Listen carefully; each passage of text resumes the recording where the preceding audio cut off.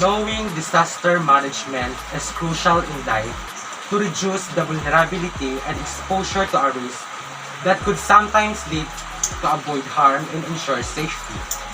Underlying the risk factors is crucial to mitigate their effects and practice mitigation measures as early as necessary. A pleasant day, ladies and gentlemen. I am Letovin Arga, a grade 12 GAS student of Quezon Panitian National High School. Today, I'd like to share with you important knowledge on how to mitigate the effects of a disaster.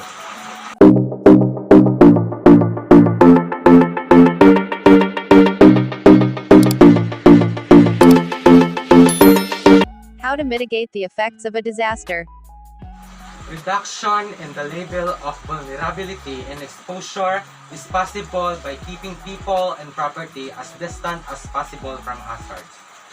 We cannot prevent disaster, so we should focus on addressing the vulnerability and exposure of a risk by identifying the factors which underlie disasters.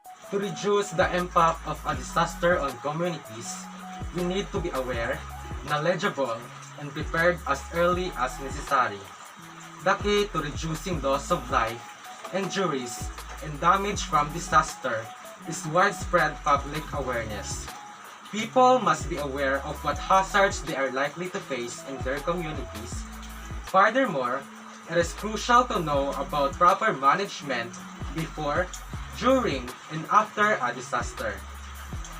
Being prepared is necessary to mitigate the effects of a disaster to reduce fear, anxiety, injuries, and loss of life. Great damage caused by a disaster can be reduced if everyone will take responsibility in anticipating its effects. Here are some ways on how to plan ahead of a disaster. First, check for hazards at home. Second, identify safe place indoors and outdoors. Third, educate yourself and family members. Fourth, have disaster kits or supplies on hand. Fifth, develop an emergency communication plan. Sixth, help your community get ready. And lastly, practice the disaster preparedness cycle.